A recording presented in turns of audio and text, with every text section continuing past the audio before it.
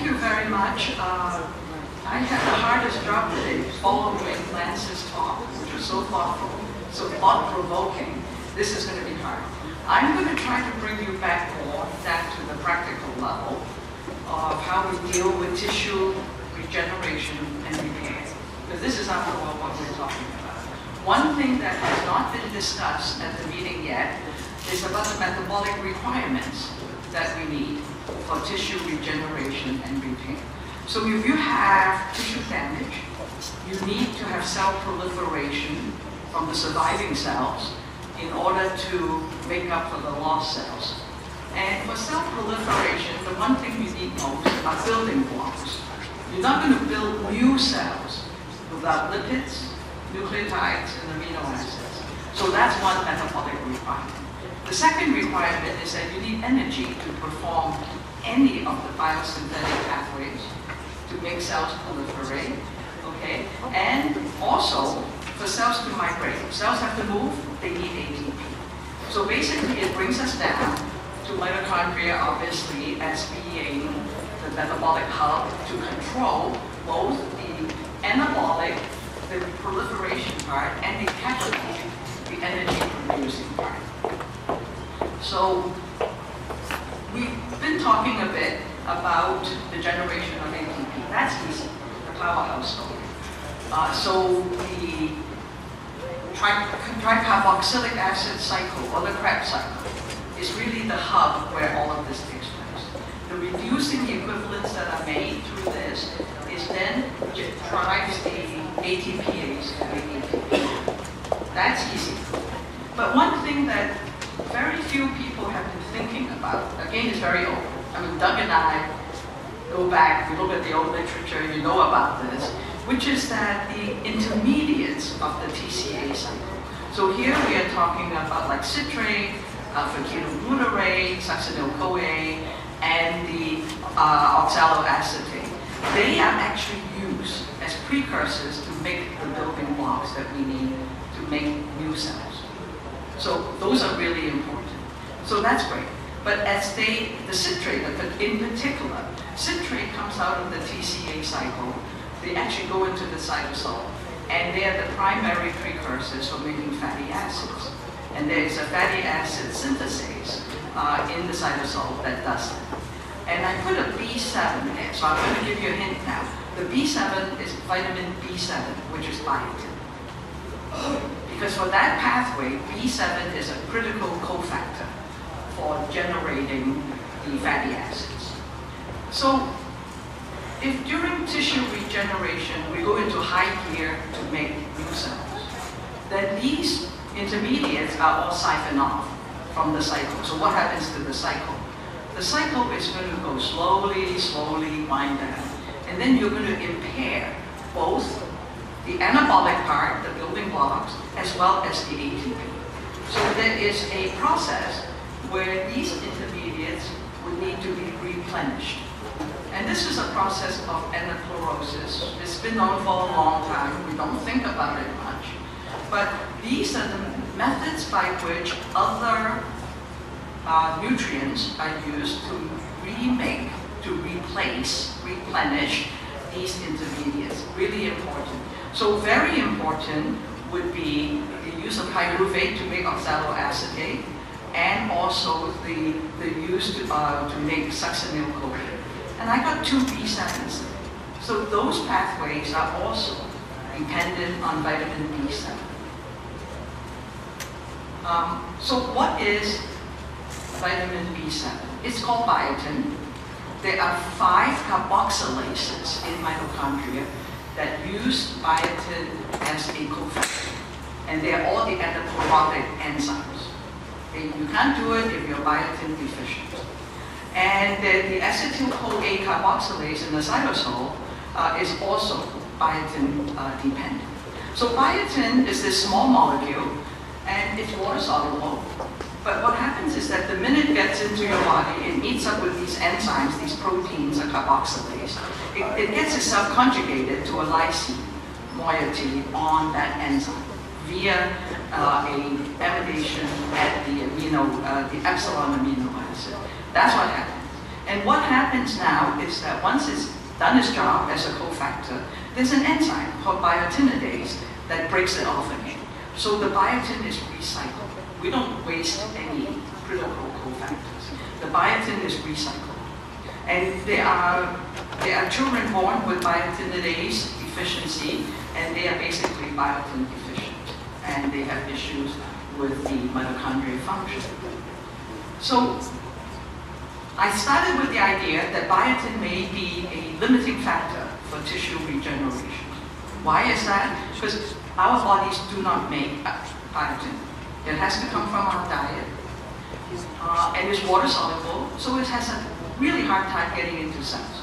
It relies on a transporter, one of the multivitamin transporters to get in, which means that it's easily saturable. So it can only bring in as many transporters as we have. So our goal was to think of, well, can I actually enhance the uptake of biotin into the cell? And then more importantly, can I deliver it to mitochondria? So the idea that came to mind was there's some of you here who will know of my older work, which are these very small peptides. They're only 4 or 5 amino acids long. They have this really unique structure. You will see is what we call an alternating, it's an alternating aromatic cationic sequence.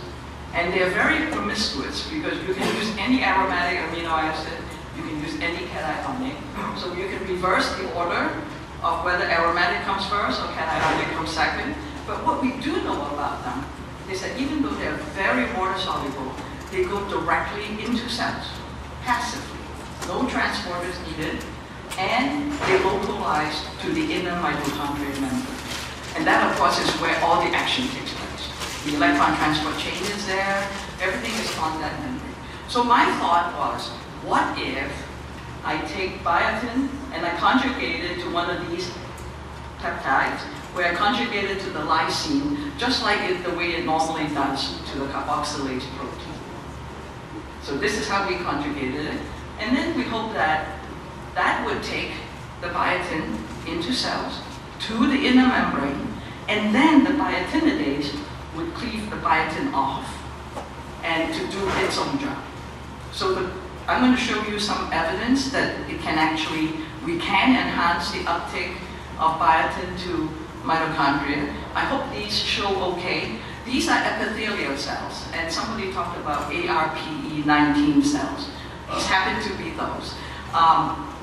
They're epithelial cells where we have deprived them of serum for 3 days because we need to remove any source of biotin that is endogenously inside the cell.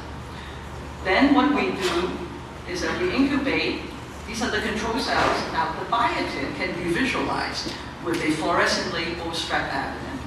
And under control conditions, we've really cleared out the endogenous biotin well.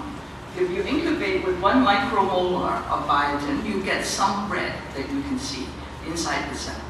But if you use these peptide conjugated biotin molecules, okay, so they're SPN molecules, you will see that there's much more uptake of biotin. And importantly, anyone who studies mitochondria knows that looks like a mitochondrial distribution. And just to prove that, we find that it is co-localized with cytochrome C oxidase. So we can take biotin in, we can improve the amount that is taken up, and it's taken up to mitochondria, which is really where we want them. So the second experiment is, are they doing anything? And for people who do serum deprivation experiments, you know that that really slows down cell growth, causes apoptosis, but one of the things it does first is it depolarizes mitochondria. And so here are those same ARPE cells. What we did was that we labeled the mitochondria with both mitogreen, which labels all mitochondria, so anything green is mitochondria, but we also label with PMRM, which only labels the polarized mitochondria. So under controlled serum conditions, you will see the orange color, but in serum deprivation for 3 days, it's gone. But if you take these cells and you re-incubate with the SPN peptides for just an hour, you get the mitochondria repolarizing. And that in protection of mitochondrial potential is now seen as almost a doubling of cellular ATP. So these can work as we had hoped. The next thing we look at was how well do the cells grow. And I mentioned to you, yes, if you remove serum, cell growth really slows down. But that's the whole idea, is that we try, especially for human stem cell transplantation. These stem cells have to be expanded in vivo, and we try to avoid FBS, fetal bovine serum, as much as possible. Not only just because of potential contamination, but it's also the cost at $1,000 a liter. Those of you who know when you have to buy them. So we have looked at now 11 days of serum deprivation, and we find that the cells that are treated with SPN peptides, they have a lot more cell survival, and even after 30 days. So this is actually the slides from the 30-day experiment. They were just, we removed serum, replaced with just changing the culture media with DMEM, and watched them for 30 days. So on this normal serum-free condition, very few cells, but you can see this, they are almost confluent if they have SPN on board. So here's the wound healing experiment. So how do you look at wound healing in cell culture? And I know Dr. Singh had done this. So we take the confluent cell layer and we make a scratch through it. So we lost those cells. And then 24 hours later, we look at that gap.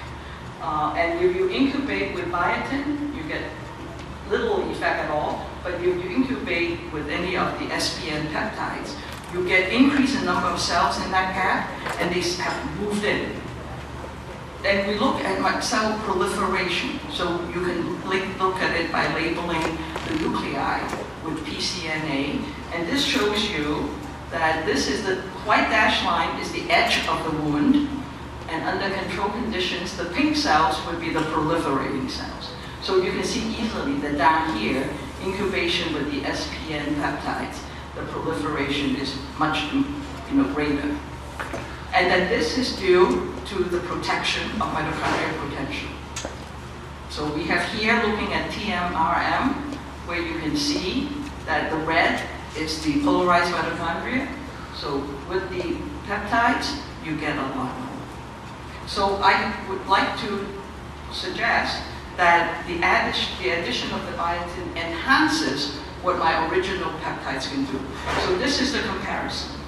We have a peptide alone, and then we have that same peptide where we conjugated biotin to the lysine at the end. And what you see here is just comparing those two peptides.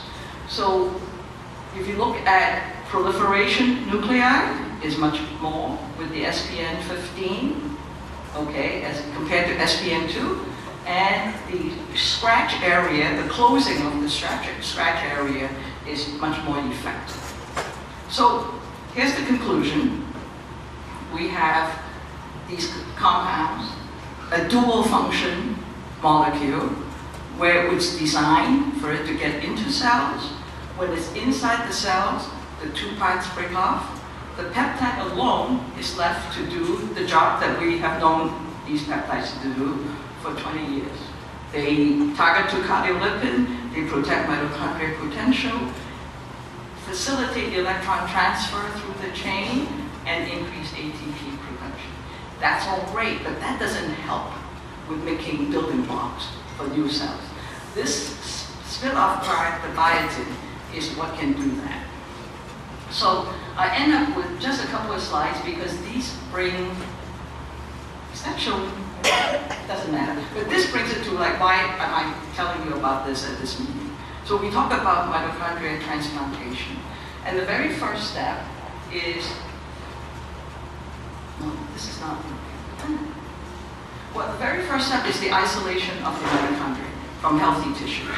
And we talk about like the quality of mitochondria that you get will probably, should dictate the success of your mitochondria. We have to look at the quality.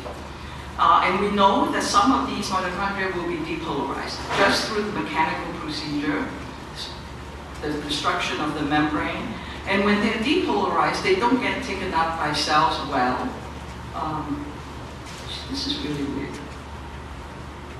And when they're depolarized, they also don't enter the recipient cells well. And once they enter, the healthy mitochondria are more likely to fuse with the mitochondrial network through fusion and actually increase mitochondrial function. But the depolarized ones are more likely to undergo mitophagy. So they're essentially wasted. So if you really want to increase the success of the transplant, what I was thinking was that maybe we could prime the isolated mitochondria. Put it in through every solution. We have shown this before, even with the first peptide I did years ago, SS31, when isolated pancreatic islet cells. And it can really help protect the mitochondrial function. And then the last step was talking about cell transplant. Again, when you have donor cells giving up their mitochondria to the recipient cell, then the fitness of those mitochondria are going to dictate whether they actually get internalized into the cell, become useful, or whether they get broken away. So I'm going to leave it. I hope that there might be some questions. I see he just gave me the stop sign. Woo, just made it. I'll be happy.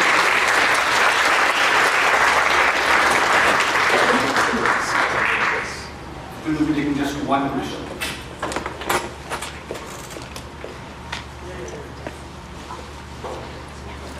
Hey, that's a nice talk. So I have some experience over the years working with endothelial cells, HUVECs, and tissue-specific ECs, and microvascular. So I've done some studies where I look at serum deprivation, 0% all the way up to maybe 10% fetal bovine serum. I've done some work with a colleague from Weill Cornell where they use ETB2, the pro-survival factor, and they do similar work to this. So I wonder, questions that come to mind is if you've evaluated things like the effects of supplementing with different growth factors and how that might affect this pathway, or the role of transduction. If you're to take these cultures and expose them to fluid shear stress, like you see in the body, how might that affect these pathways that you're showing? Yeah, so to answer your first question is that we've actually looked at the combination of these peptides with some other factors, supplements that might be important, and yes, we can get added effects. So this is very early in the game. These peptides have only been studied. There is a poster here that my wonderful collaborators up in Ithaca have done on skin wound healing. And it is really promoted healing even in very diabetic mice. We also have a study in multiple sclerosis where we need to have remyelination. And that myelin is all lipids. So, and there we have been able to show, not published, never been presented, but we've been able to show an acceleration in the remyelination of mice that have been demyelinated. So that's all we have done. We have not, I mean, the fact that I suggest that maybe it can help with mitotransplant, that's just a thought. And I would love to hear your thoughts about that. Thank you.